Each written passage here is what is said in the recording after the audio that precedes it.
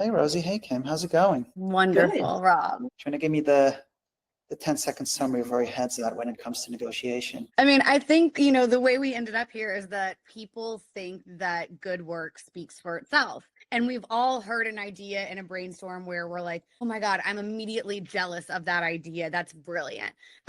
But really, the work only spoke for itself in that one small room and probably didn't even give the full picture.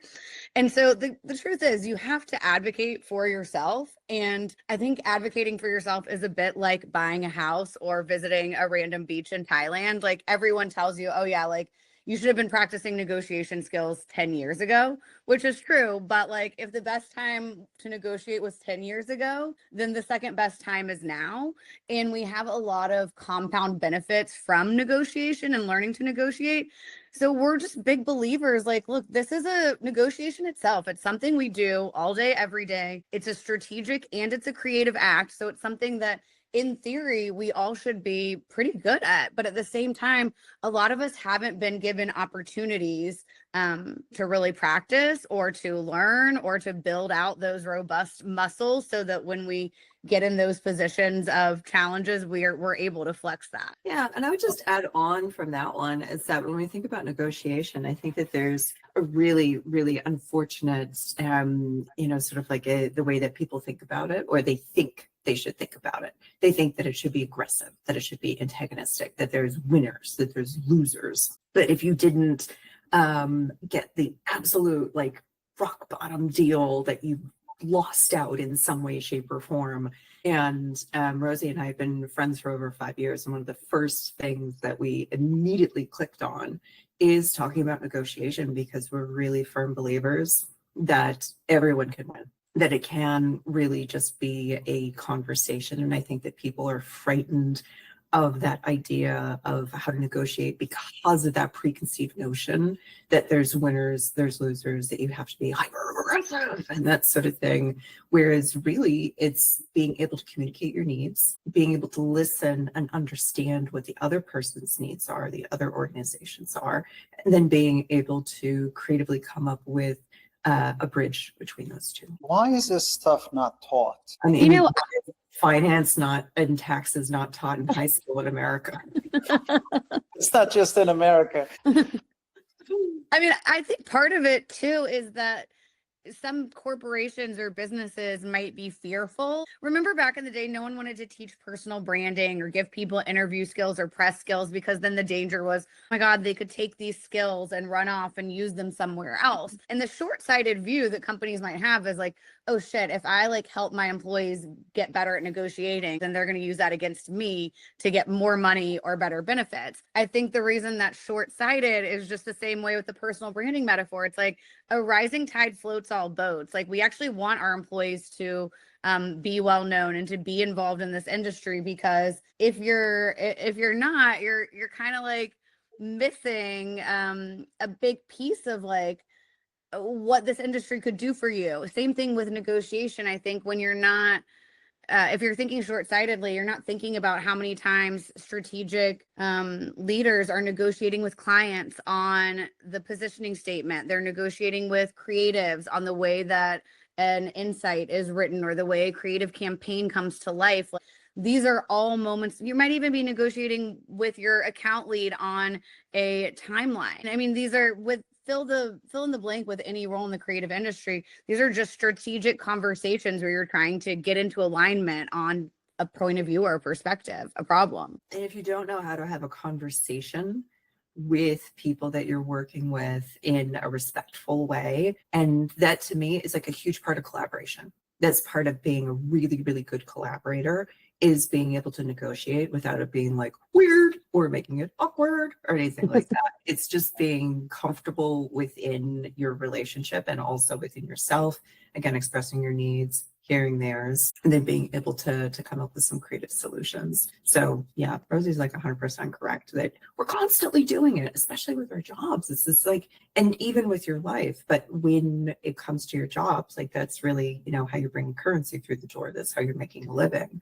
And it also has so much to do with the soft skills. I don't even think it's soft skills. I think the vital skills when it comes to being a strategist or being a creative. You got to work with people. Yeah. And working with people is constantly negotiating with them. And so in our minds, I just had someone ask me the other day, well, is this negotiation class if you're trying to get a permanent job or if you're a freelancer? And I'm like, no, it's kind of like everything.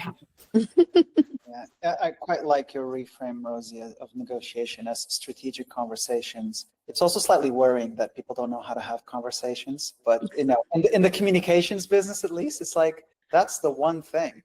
What's Well, going I on? think money has this weird sort of emotional hangover attached to it. And it's really interesting because, Kim and I both have worked with companies and individuals and countries all over the world. And it's like, I will chat with people in any number of countries and they'll say, well, in my country, it's actually really gauche to talk about money, or like, it's really a topic that we stay away from in my culture. It's not appropriate.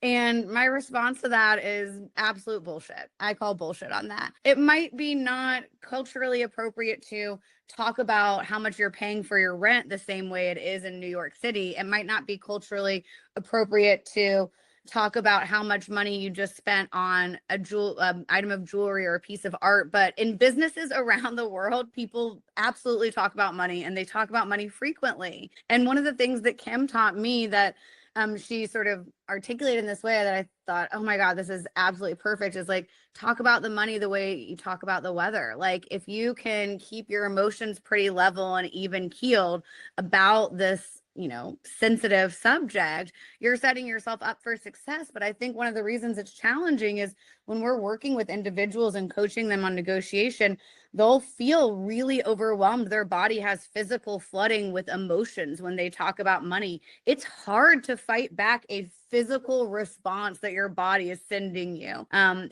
that could have been from a long time hangover of social skills, like, hey, don't piss anyone off. We're trying to be together. We're in a collaborative environment.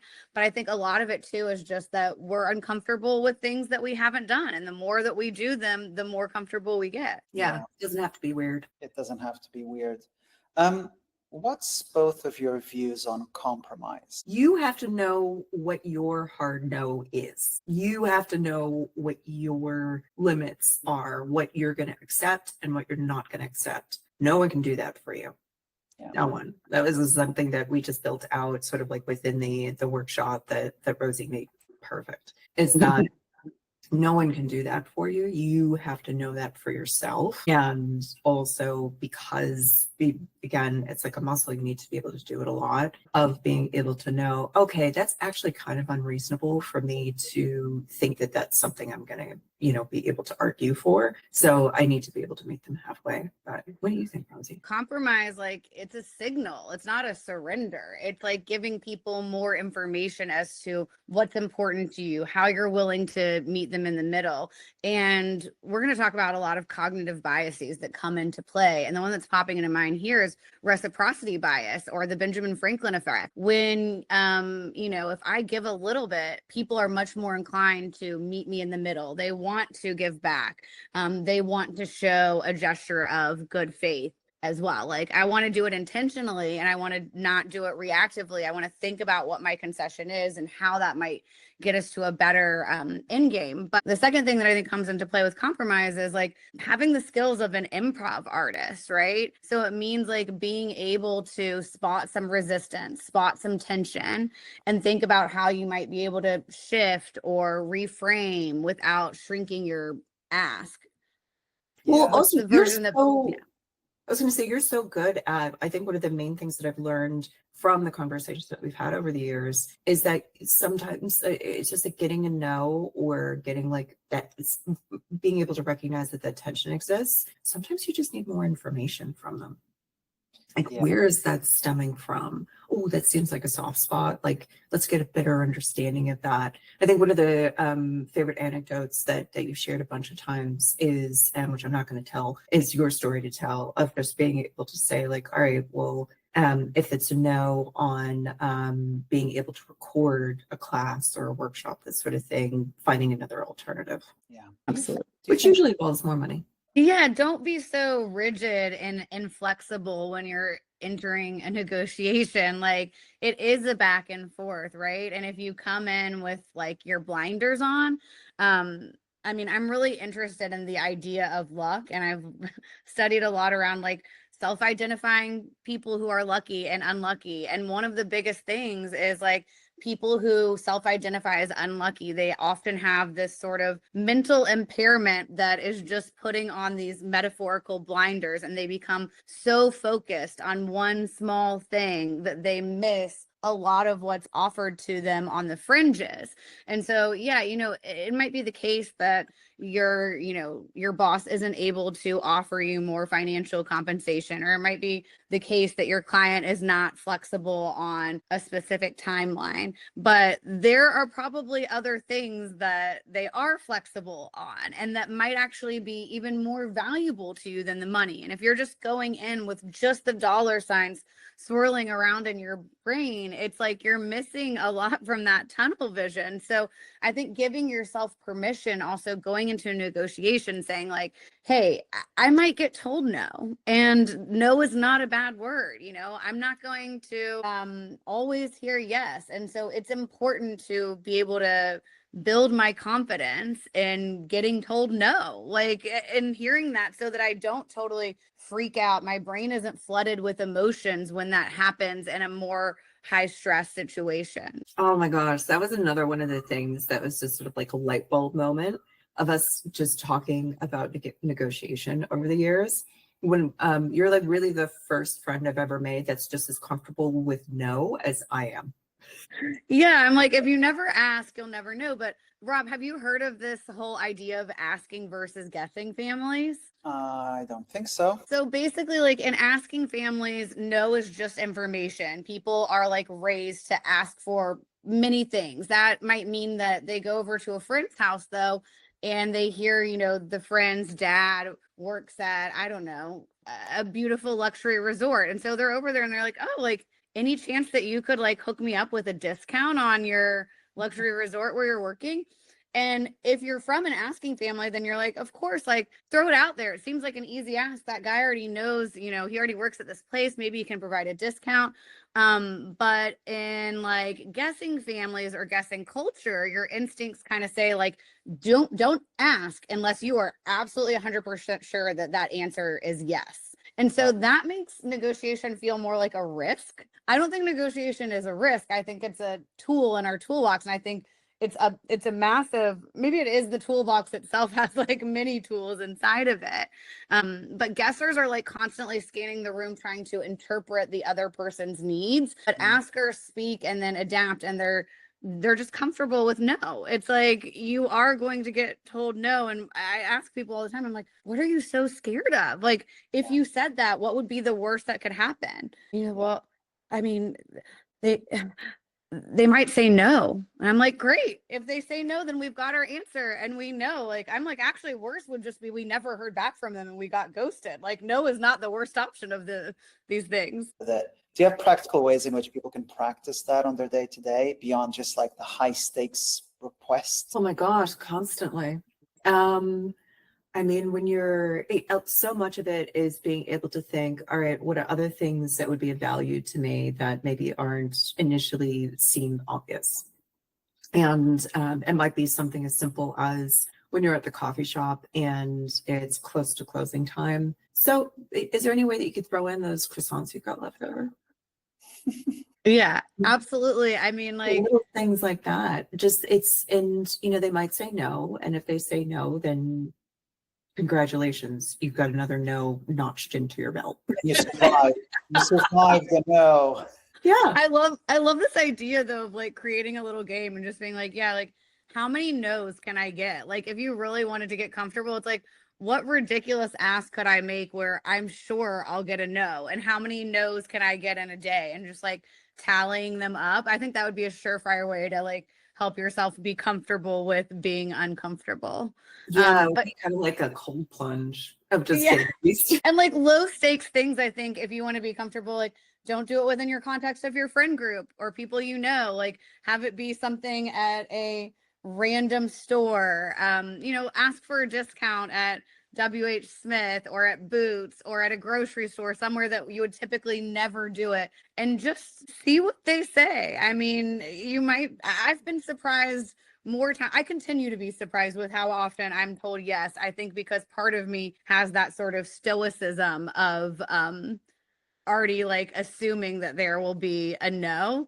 And so if I like go into the assumption with a no, it kind of just makes me feel a little bit braver. Like, oh, I can handle this. I'm not going to shatter. Like, I don't melt in the rain. I don't crumble when there's a no. We're not that delicate. Yeah, and also just being comfortable with it. So, one of the biggest sort of like moments for me was when I was working with a huge WPP owned agency, and I was having to do quite a lot of travel to do some coverage as a head of strategy from one of their offices, which involved traveling every week.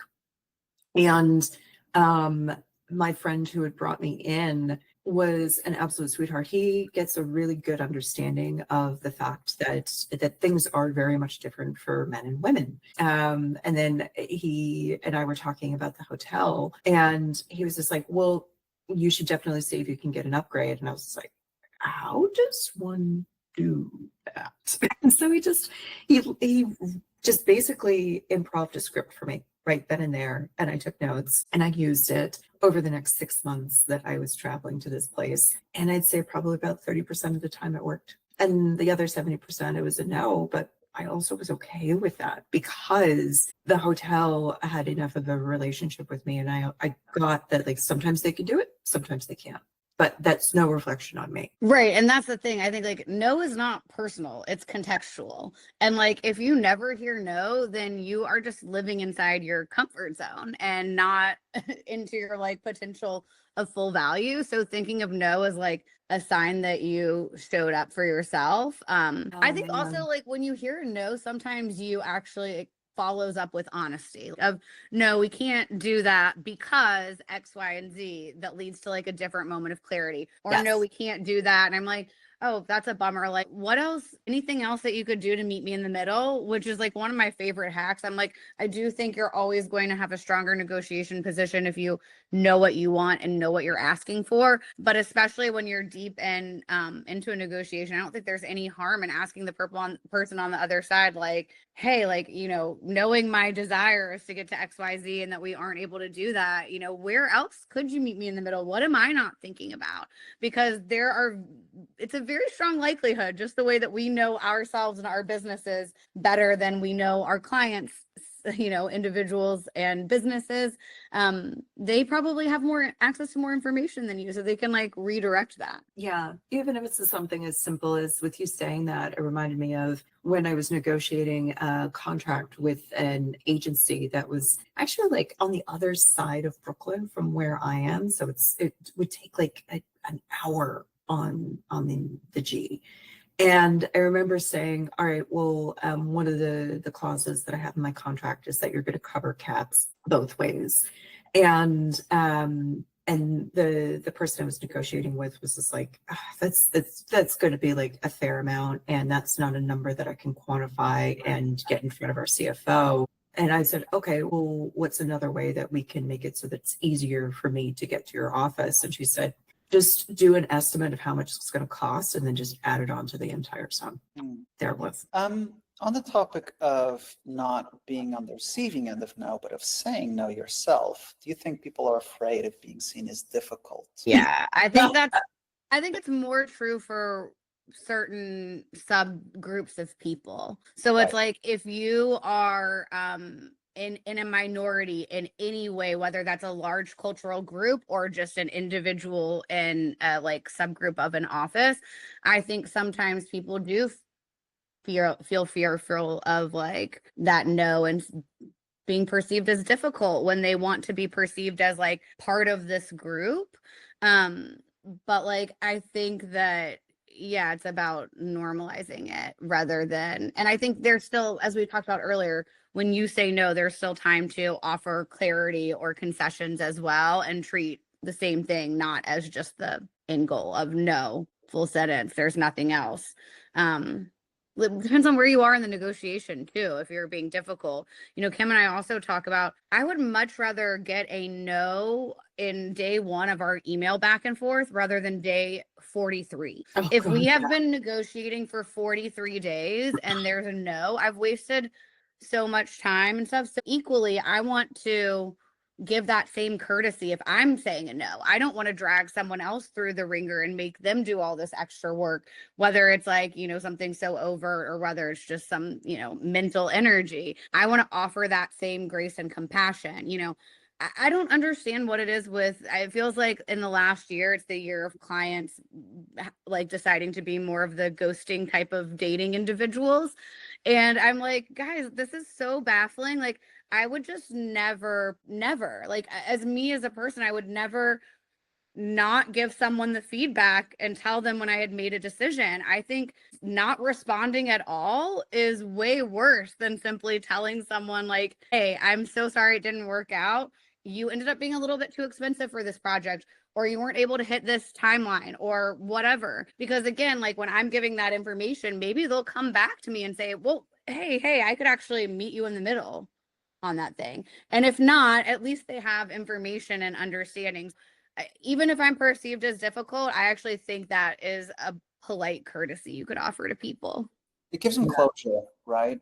Yeah. The worst thing is it's forever wondering.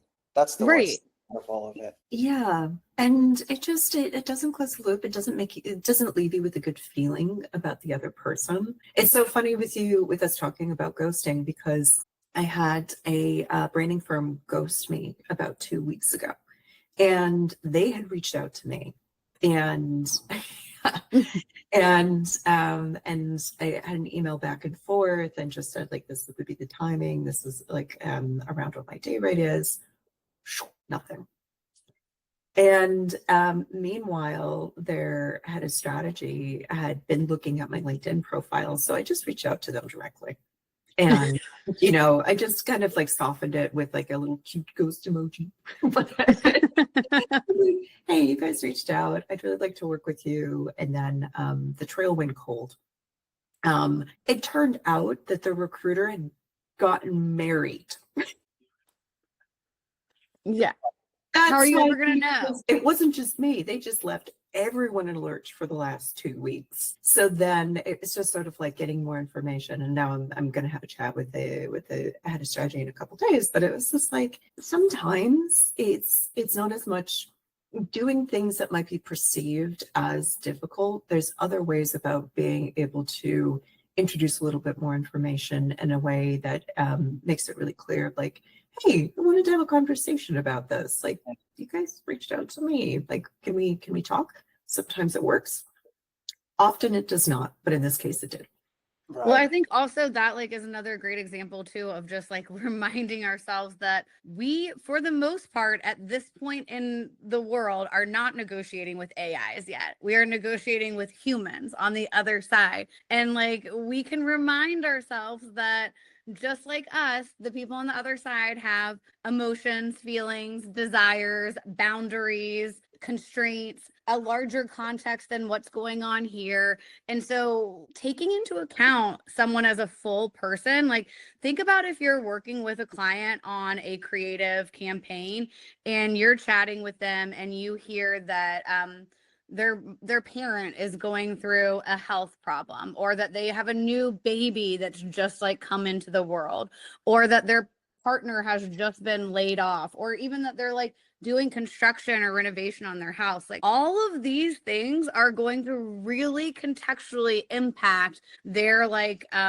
their boundaries and what they're open to. And so if you use that to your advantage, and I don't mean like in a manipulative way, I mean like acknowledging that there might be something more important than what is being worked on right here.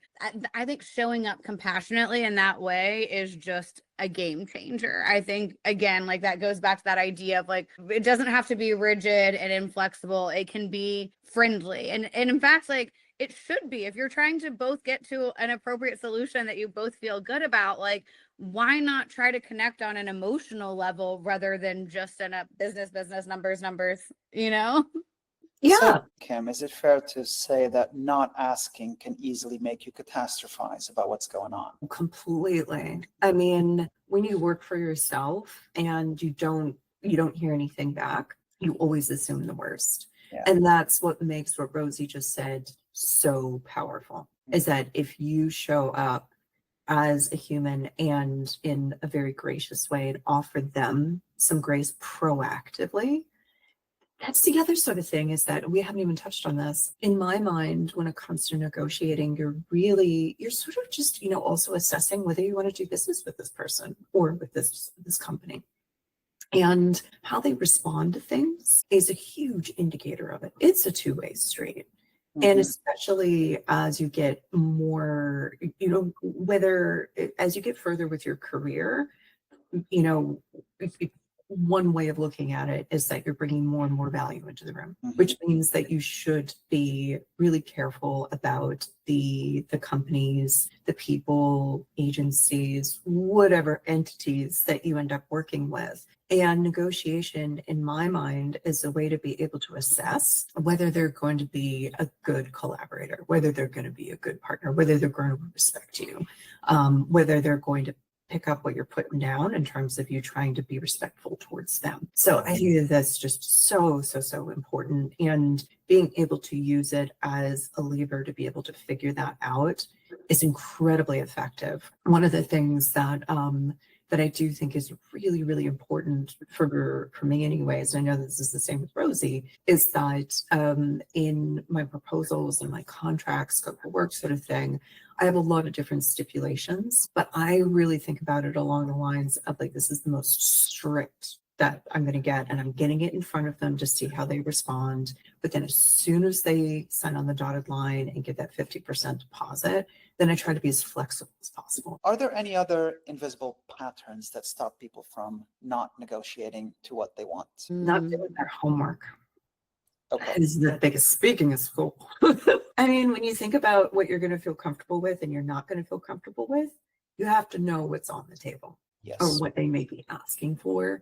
No one, that information is not going to be like, just bestowed upon you. You really have to do a lot of research, which involves talking with people, doing desktop research, and being brave about asking very direct questions so that you have a good understanding of what should be on the table, maybe what's not, but how to be able to get it there and all that other sort of stuff. But I find that really important. Yeah, I think that's so true. And at the same time, it's also like, you're never going to have 100% of information about anything, and you can only ever make a decision with the best information you have at any given time. So like this idea of like, oh, I'll ask when I'm 100% ready, or ask when there's a good financial quarter, or I'll ask when, and you're delaying your ask. I think sometimes we maybe can put into our heads, there's some logical reasons why we might be delaying the ask, when in fact it's like this emotional thing. I think for women especially, there's this like idea of being a good girl and not being too demanding, more so in some cultures than others, right? Like growing up in the South where it's like people pleasing, I think that's a pattern that you see. And then also like, just, are you in the scarcity mindset, or are you in the abundance mindset? So like, I think that all three of us on this call, right, we could be seen as competitors. Like instead we are collaborating, right? Kim and I could have been competitors, but we chose to collaborate. I personally believe like, yeah, I have an abundance mindset. More is more. There is not just like one fixed pie where if someone takes a slice out of it, we get a little less. I think there are so many different kinds of pies. There are different people who want to eat different kinds of pies. Like, and so treating, people in that way, I think is also, important. There's not, if you kind of have this scarcity mindset, I think it leads you to think like, if I ask for more, they're going to walk away from this deal entirely. And like, that is not the case. I've very rarely seen that happen. Like, I can't think of a time where it's like we've really been negotiating and I've asked for something and people are like, okay, well then the whole conversation's off. It's like, if they've gotten to the point that there's the back and forth, they probably want you and or your skills and or, something else that you have to offer. Do you think people don't always recognize if they have more power in those conversations? Because it feels like they have more power than they think. Oh yeah, 100%. It absolutely kills me that that people don't think about it as a two-way street. And I feel like every time that we've done this workshop, when we introduce that concept to people, they're like, we can just see their eyes, like the little like light bulbs go off. I'm just like, Yeah. what?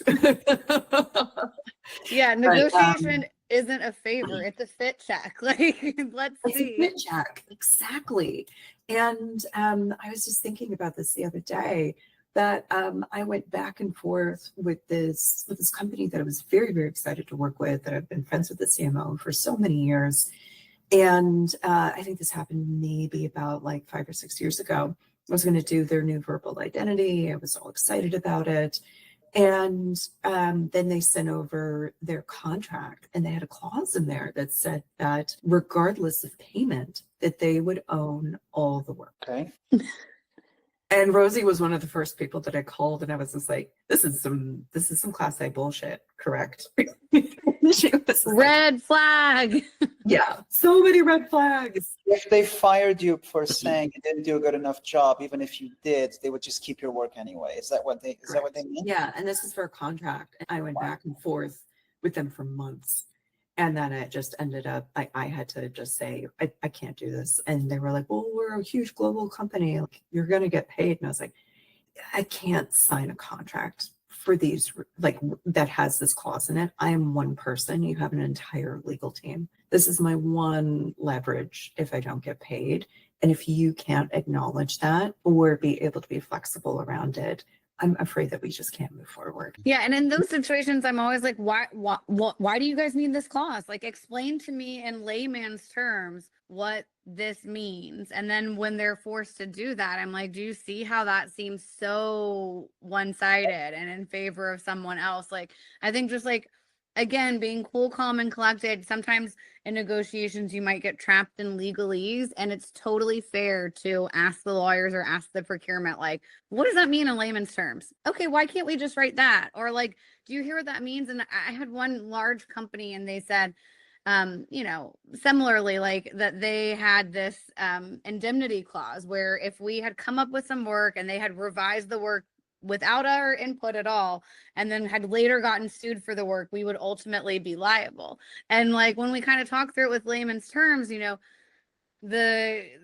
kind of brand manager was like, oh man, that does seem bad. And I was like, yeah, like, you're telling me like I should sign it because everyone else has signed it. And what I'm telling you is like, I would be a little bit fearful knowing that like clearly you are signing on to work with people who either didn't read the contract or don't have good reading comprehension or have incredibly low self-worth to agree to this principle. Like, I'm like, this takes me back to the kids growing up when your parents would be like, well, you're not going to jump off the bridge if everyone else jumps off it, right? Like, let's just have some common sense here and not be so comparative. It's astonishing to me. They always use the same line. Well, everyone else has filled this out. It was the exact same with that negotiation. Oh, everyone else has done it. Even the person that was my main point of contact had started working with them as a contractor, and they said, "Oh, I mean, they're good for it." I believe contracts. Like, you are signing something that is legally binding. Yeah, just echoing exactly what Rosie said. I take them really, really seriously. And, like, knock on wood, I haven't had any issues with them for such a long time, but I think it's because I read them very carefully, ask a lot of questions, and I know what I'm signing. And I think that there's something so important about that. But yeah, the whole like, well, if everyone else jumped off the bridge, would you?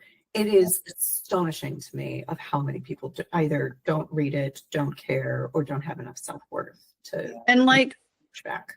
And look, I get it though, because like from the client's perspective, let's like think about the tactic, right? If they're saying everyone else has agreed to this, then it's kind of like this attempt to make you feel unreasonable, right? Like, oh, everyone else has done it, so if you don't, you're unreasonable. It's a pressure tactic, like it puts peer pressure on you, pressure to stop the conversation. There's a whole slew of other people. You're the crazy one. But then also there's like this emotional anchor to avoid like reevaluating value, because they're saying like, oh, I'm anchoring you to a whole slew of other people.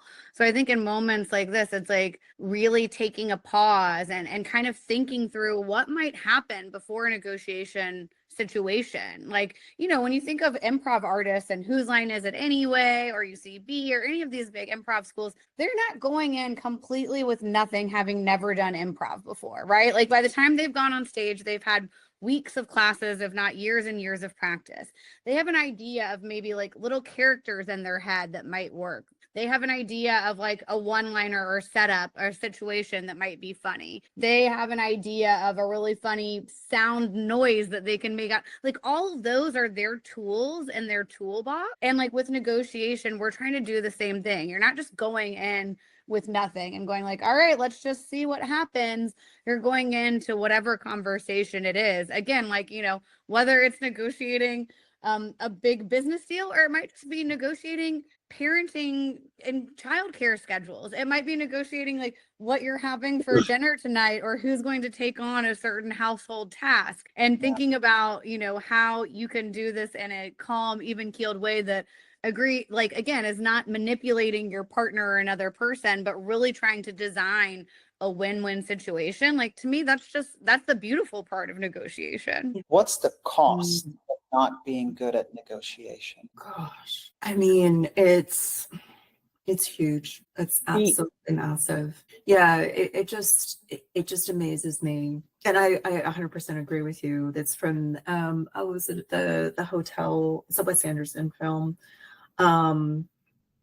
But of just the main concierge character saying people are really frightened about not getting what they want, and so they act out. And I think about that all the time, especially when it comes to anything to do with negotiation or working with clients and that sort of thing. But I think that once you realize that there's considerably less risk involved than you might perceive there is, and when you have the ability to kind of like have some tactics or have a better understanding of why you're feeling weird, or why you feel like you have to break, give them concessions on something you don't want to give them concessions about because of bias. It's amazing of how much more things open up for you, and that you feel so much more confident. You feel a lot better about yourself and the work that you're putting forward. And I think it's also just a really basic human communication skill. We were just talking about parenting and that sort of thing, but being able to understand that people are not going to get angry with you. They're not going to be like, oh, that's it, I'll never speak to you again. When you realize that, if they're a reasonable person that you do want to do business with, it's going to be an ongoing conversation. And if they were to shut you down or respond in that kind of way, you probably don't want to do this. Right. I mean, I think, Kim, you nailed it, because it's like there's the financial side of things, and then there's like the emotional side of things. And the financial side of things is like, let's say you take a job at 70K and it could have been 75K. Well, after 1 year, you've missed out on $5,000. After 5 years, you've missed out on, let's say, 25,000, maybe a little bit more, assuming some raises. After 10 years, that's, close to 60,000. After a 40-year period, that's $500,000. So like there is the compound maths that like add up. But then, I think there's also just like people who are negotiation is seen as a business skill, right? So like I remember one of the feedback I got at my second job in advertising was like, quit selling these ideas that don't really make us money. And I was like, well, I would have to have an understanding of our business model and what actually makes us money and how we're selling these scopes and how much we're scoping these projects for. Because like as a junior strategist, let me tell you, that wasn't my purview. But my boss was like, I hear you. And like, let me explain some of the stuff to you. And like, it was important to him that I had that understanding. And that meant like, because I did have that, I had leadership access, right? And if you're not asking for visibility, you're not getting promoted. So negotiation gets you into rooms, right? There's the work-life balance. Like if you can't ask for what you need, whether that's a 4-day work week or whether that's just having clear boundaries, right? Like when I was in the agency world, I would tell my teams like, when I leave the office and sign off at 6, my plan will not be to check my email or messages again, unless you, my teammates, tell me, hey, I'm going to be working late on something and I'm going to need you to check in and look at something at 7, and I'm going to text you when it comes through. Okay, cool. Like, I can figure out a way to compromise, but also, like, let's set clear boundaries so there's not an expectation everyone's doing that. If you're avoiding negotiation, you're just eroding your own self-confidence. Like, each time you avoid the ask, you are essentially reinforcing a silent story in your head that says, like, I don't deserve more, which is so fucking sad. Like, you don't believe you deserve more. That's, to me, I'm just like, come on, like, we're all brilliant, wonderful people. Like, let's get what we deserve. Yeah, and also I think within the last 5 or 6 years since the pandemic, of how quick companies and agencies are to just let go of their staff. I think that that's also started to get people to realize that, oh, the loyalty is just kind of one-sided, or, you know, when it comes to going all in on working for this agency or working for this company, like, this isn't something that you have to stick with. You have to look after yourself. No one is going to do that for you, which is intrinsically tied to how comfortable are you negotiating for yourself. Yeah, it's all a family, but one of them is an abusive parent, basically. This is not a family. This is a work office situation. Yeah, exactly. Man, let's leave it there. What a wonderful chat. Perfect. Right, Thank like, you.